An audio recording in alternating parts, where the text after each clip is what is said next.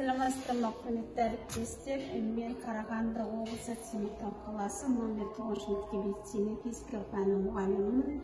Мен сіздерге бүгін жаңартылған бағдарлама білім беру аясындағы тақырып, яғни сабақтың тақырыбы соқтығысу кезіндегі импульсты оқушылармен бірге практика жүзінде көрсетпекшімін. Құрылғысын қосу үшін қосу батырмасын басып және импульс бар ретке келтіру файлын ашу керек. Файл қозғалысын секундына 20 рет өлшеуге келтірілген.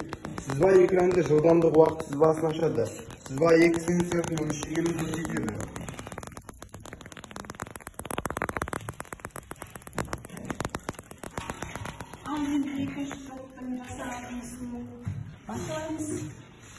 Алдымен тізбекті көлденең қоямыз. Тізбекті көлденең қойғаннан кейін арбашаларды қоямыз. Әр арбашаның массасы М, ағылшынша М әрпіне белгілейміз.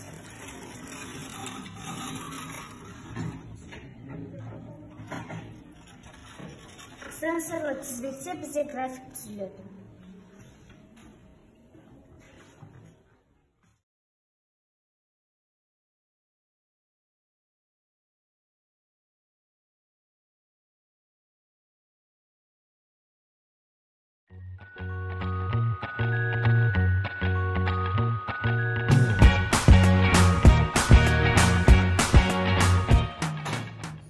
Импульс соқтығысуының зерттеушілері арнаулы сіздерге 3 сұрағым бар.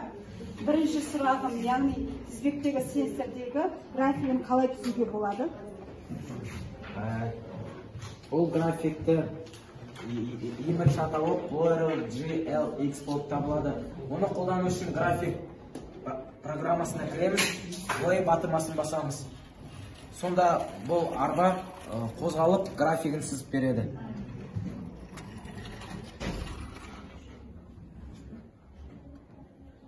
Екінші сұрағым, неліктен екі арба қозғалыс кезінде бір-бірімен теңеспейді?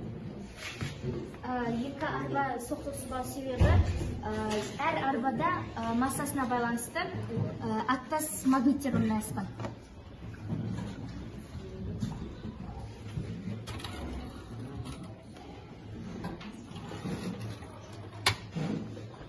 Үшінші сұрағымыз, яғни соқтығыс алдындағы импульс соқтығыстан кейінгі қалай болады?